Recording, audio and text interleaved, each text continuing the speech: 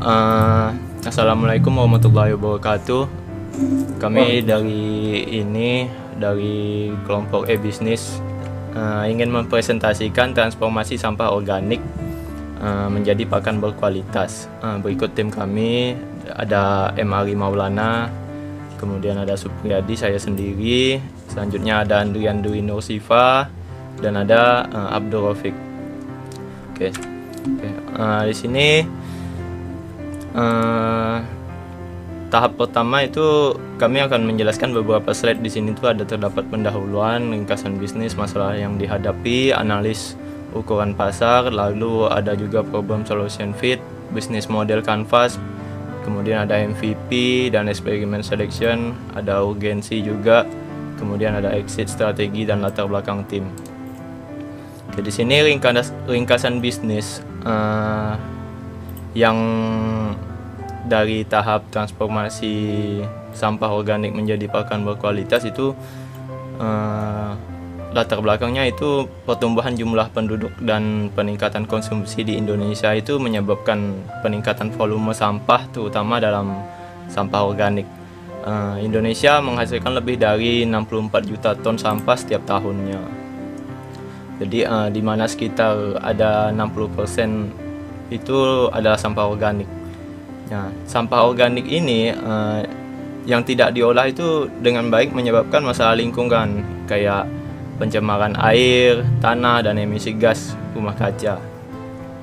Nah, jadi untuk solusinya itu melakukan budidaya maggot. Nah, untuk mengurai sampah organik menjadi protein berkualitas tinggi. Nah, untuk pakan ternak dan pupuk organik juga bisa. Nah, budidaya maggot sendiri itu cukup bisa mengurangi volume sampah organik dan memiliki potensi ekonomi yang cukup besar. Oke, selanjutnya dari masalah yang dihadapi nih, tingginya volume sampah organik. Nah, Indonesia itu kan menghasilkan lebih dari 64 juta ton. Jadi sampah setiap tahunnya. Nah, di sini juga ada keterbatasan sumber pakan berkualitas. Kemudian ada juga dampak lingkungan dari pengelolaan sampah yang buruk. Nah, kurangnya kesadaran dan edukasi mengenai pengelolaan sampah. Selanjutnya juga ada hambatan teknologi dan infrastruktur. Oke. Nah, dari analisis ukuran pasar. Di sini kami sudah hitung jadi total address market atau TAM. Jadi di sini ada populasi peternak lokal itu jumlahnya itu kami asumsikan itu ada 1000 peternak. Nah, konsumsi pakan itu rata-rata peternak itu membutuhkan 500 kg pakan per tahun. Nah, untuk harga pakannya itu bisa 10.000 per kilo. Jadi perhitungan TAM itu mencapai 5 miliar. Nah, kemudian ada juga Service Available Market atau SAM. Definisinya itu bagian dari TAM yang bisa dijangkau. Nah, estimasi dan asumsi kurang lebih ya sama dengan TAM. Jadi perhitungan SAM juga sama dengan perhitungan TAM. Kurang lebih 5 miliar. Selanjutnya ada share of market atau SOM. Nah, target pangsa pasar tahun pertama itu kami targetkan itu 10% aja gitu. Nah, selanjutnya untuk perhitungan SOM-nya itu kurang lebih 500 juta. Oke, selanjutnya bisa dilanjut dari Bang Andrian Nursifa dari slide selanjutnya. Silakan, Bang. Baiklah. Pertama kita akan membahas tentang problem solution fit, di mana kami membudidayakan mangut agar dapat menguraikan sampah-sampah organik agar secara lebih efisien dan juga dapat menghasilkan pakan ternak yang berkualitas tinggi. Hal ini juga dapat menguraikan sampah di TPA yang kita tahu saat ini sampah di TPA sangat banyak jumlahnya dan setiap hari menimbulkan jumlah emisi gas dari rumah kaca yang berbahaya bagi atmosfer bumi ini. Tentu saja dibutuhkan edukasi masyarakat serta teknologi dan infrastruktur yang mendukung agar dapat berjalannya budidaya mangut ini. Di samping itu juga alasan kami mengambil untuk budidaya mangut ini karena pertama adalah tingginya volume sampah organik, di mana Hal ini dapat menjadi solusi karena budidaya mangut BSF itu tergolong murah dan juga dapat dilakukan di tempat-tempat yang atau di setiap rumah yang ada. Pokoknya setiap rumah itu dapat melakukan budidaya mangut BSF dengan mudah dan dapat menghemat ataupun dapat mengurangi sampah organik mereka. Kemudian ada keterbatasan dari sumber pakan berkualitas. Kita tahu bahwasannya di zaman saat ini banyak sekali makanan-makanan yang membutuhkan seperti daging, yang membutuhkan konsumsi daging ataupun protein-protein terutama, karena protein merupakan salah satu superfood bagi manusia. Tentu saja mangut BSF ini merupakan solusi yang cukup baik terutama bagi pakan hewan ternak dan juga mungkin beberapa produk protein lainnya, dikarenakan mangut BSF ini merupakan salah satu penghasil dari produk protein yang cukup tinggi dan berkualitas. Lalu ada dampak lingkungan ya dari pengolahan sampah yang buruk. Kita tahu bahwasannya di TPA saat ini sangat menumpuk terutama untuk sampah organik di masyarakat ini dan juga TPA. Tentu saja untuk solusi dari mangut BSF ini juga kami pikirkan terkait tentang lingkungan yang buruk ini, di mana pengadaan mangut BSF ini dapat dengan mudah untuk menguraikan sampah organik dan meminimalisir timbulnya gas emisi rumah kaca. Kemudian ada yang keempat, poin keempat itu kurangnya kesadaran dan juga edukasi mengenai pengolahan sampah. Di masyarakat Indonesia ini tentu saja saking luasnya masyarakat dan juga tidak meratanya pendidikan, hal ini menjadi hal yang wajar jika orang-orang tidak mengetahui tentang bahayanya gas emisi rumah kaca yang dihasilkan oleh sampah organik. Yang orang tahu adalah sampah organik itu bisa terurai, padahal tidak langsung terurai begitu saja dan akan menghasilkan gas emisi rumah kaca yang berbahaya bagi manusia dan juga bumi. Kemudian ada hambatan teknologi dan infrastruktur. Hal ini tidak dapat kita pungkiri lagi. Memang pada dasarnya selain keterlambatan atau susahnya edukasi, teknologi dan infrastruktur yang ada di Indonesia pada sini sangat bisa dikatakan kurang untuk dapat mengolah sampah organik. Hal ini tentu saja membuat kehadiran mangut BSF sebagai sarana atau makhluk hidup yang dapat menguraikan sampah organik dengan lebih baik menjadi salah satu solusi yang bagus untuk menguraikan sampah organik ini. Berikutnya, lalu ada bisnis model canvas, di mana di sini kami pada bisnis model canvas ini kami mencari tahu tentang customer juga bagaimana cara kami memasarkan produk kami. Pertama ada customer segment.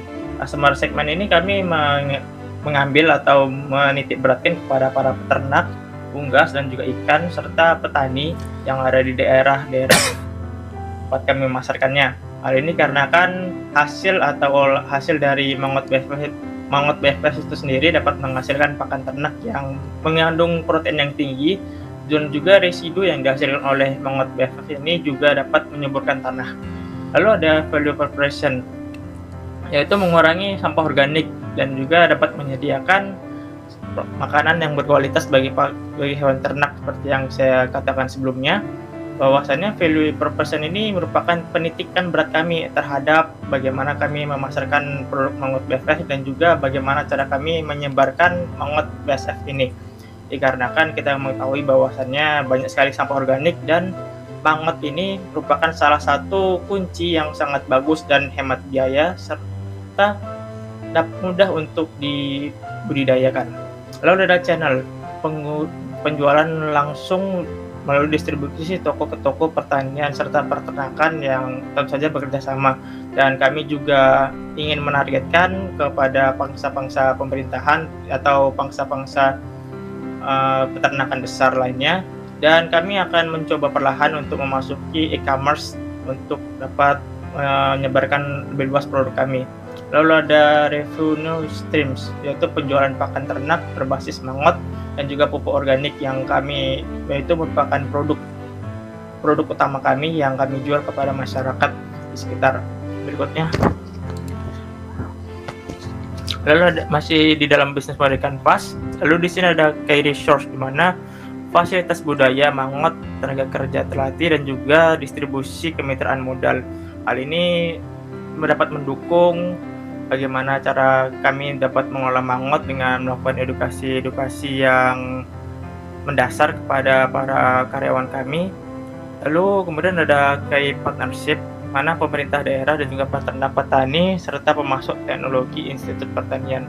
Fungsi dari key partnership ini adalah untuk mendukung kami terutama dalam hal budidaya, dalam hal bagaimana cara budidaya, pemasaran, dan juga teknologi dalam pengelolaan mangot ini.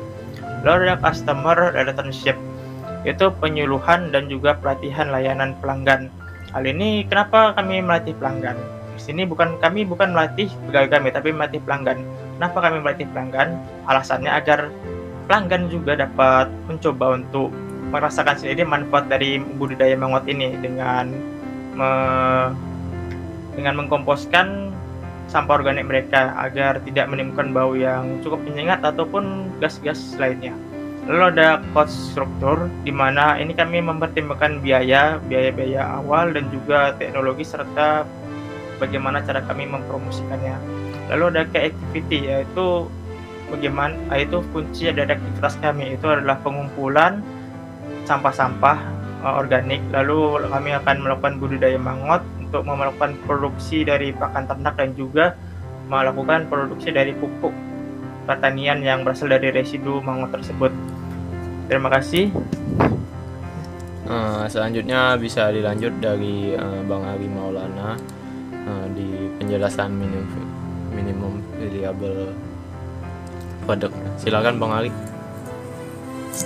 Oke. Untuk pembahasan minimum viable product, yaitu MVP adalah salah satu strategi pembangunan produk yang umumnya dilakukan oleh startup.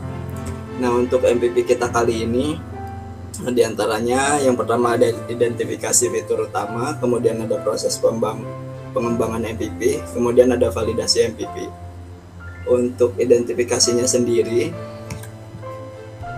yaitu pengumpulan sampah organik, kemudian ada proses pengolahan sampah menjadi pakan, kemudian ada pengemasan pakan, lalu ada distribusi awal kepada peternak. Oke, lanjut ke proses pengembangan MVP. Proses pengembangan MVP yaitu ada pengumpulan sampah organik, diantaranya kerjasama dengan restoran, pasar, kemudian sampah-sampah yang ada di masyarakat atau di rumah tangga. Lalu untuk proses pengembangan MVP selanjutnya ialah pengolahan sampah organik menggunakan metode sederhana seperti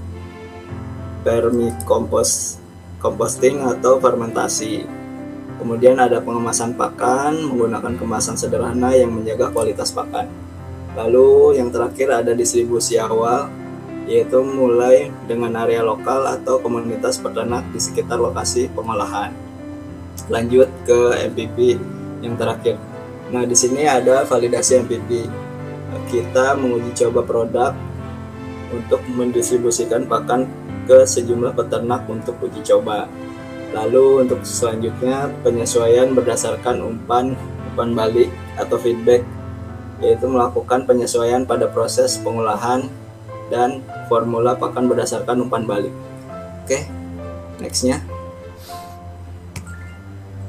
untuk eksperimen selection. Eksperimen selection itu berdasarkan beberapa jurnal yang telah kami analisis. Ada beberapa poin yang akan kita bahas, yaitu pelatihan budaya maggot dan potensi pasar Indonesia melalui cyber marketing untuk meningkatkan peluang bisnis. Nah, untuk poin yang kita sajikan di sini yaitu ada survei dan wawancara dengan petani lokal dan juga petani di bidang tumbuhan. Oke, untuk selanjutnya ada uji coba produk pakan kepada hewan ternak dan pupuk pada tanaman. Untuk hipotesisnya yaitu hipotesis pasar, peternak dan petani lokal akan menerima dan menggunakan pakan ternak dan pupuk dari maggot. Untuk pupuknya sendiri dari kotoran maggotnya, Kemudian untuk magotnya sendiri untuk pakan ternaknya. Hipotesis produk. Pakan ternak dan pupuk dari maggot BASF akan memberikan nutrisi yang cukup. Untuk hipotesis ekonominya, produksi pakan dan pupuk dari maggot BASF lebih ekonomis dibandingkan dengan konvensional. Kemudian untuk hipotesis lingkungannya, budidaya maggot BASF akan mengurangi volume sampah organik secara signifikan. Oke, untuk urgensi di sini ada waktu sampai pengambilan keputusan besar. Nah, di mana poin pertama yaitu menghitung defisit total dalam 6 bulan, yaitu sebesar 17 juta rupiah. Kemudian ada modal cadangan sebesar 3.400.000 rupiah, lalu ada total modal yang diperlukan sebesar 20.400.000 rupiah dalam kurun waktu periode 6 bulan. Kemudian ada NPS atau Net Promoter Score. Untuk promotorsnya kisaran 40%, kemudian detraktornya ada 30%, lalu untuk NPS dengan nilai 10.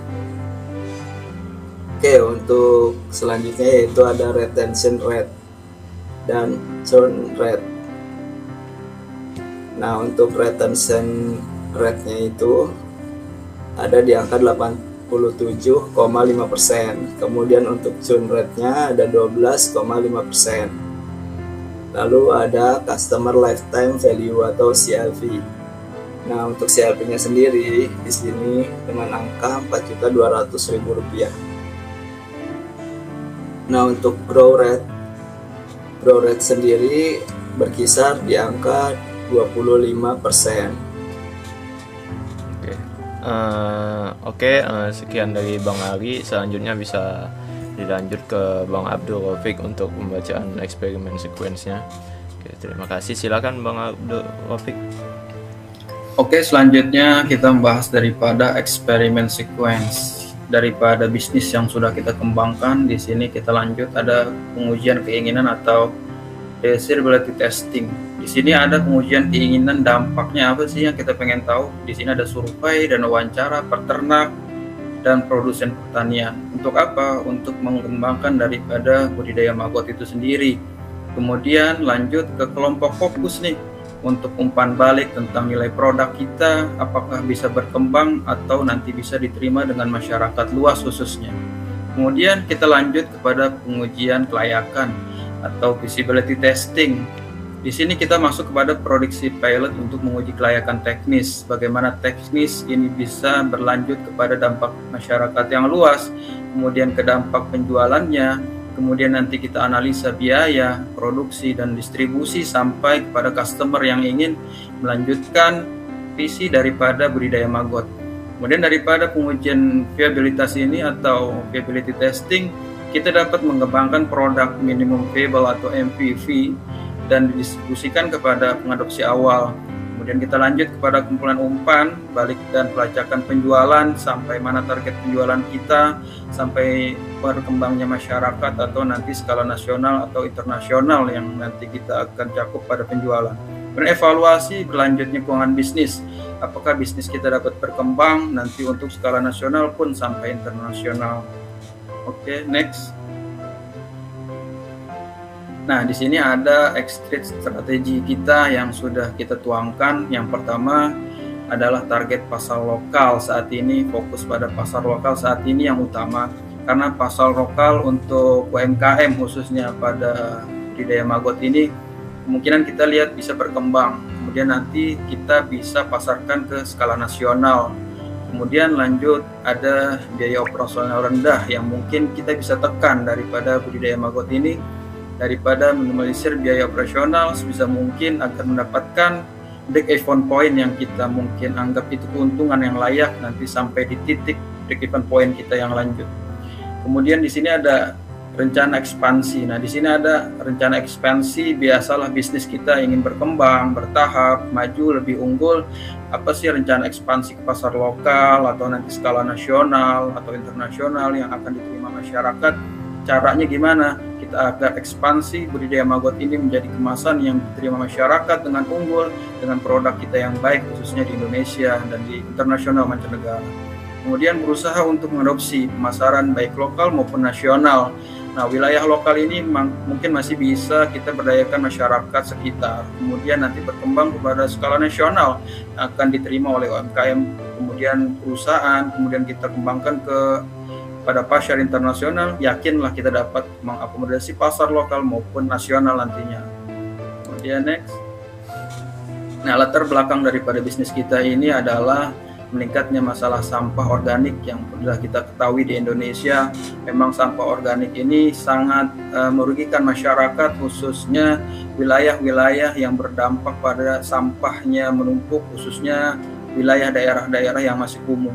Dan disinilah bisnis yang kita bisa kembangkan dengan adanya kebutuhan pakan ternak serta pupuk yang efisien. Kita jadikan bisnis maggot ini lebih berguna untuk masyarakat dan dampak ekonomi bagi masyarakat. Kurangnya kesadaran masyarakat juga dalam mengelola sampah organik ini menjadi masalah penting bagi kita di Indonesia yang belum awareness, belum sadar kepada tingkat kesadaran masyarakat untuk mengelola sampah, apalagi untuk membuang sampah dan menjadikan nilai ekonomis pada sisi rakyat Indonesia. Kemudian tim yang kita unggulkan untuk saat ini adalah bisa memberdayakan masyarakat sekitar ataupun mahasiswa jurusan sistem informasi yang bisa memiliki visi dan untuk mengurangi sampah organik yang semakin banyak dan marak di masyarakat, dan kemudian kita menyediakan solusi pakan ternak dan pupuk yang berkualitas untuk skala nasional ataupun internasional nantinya.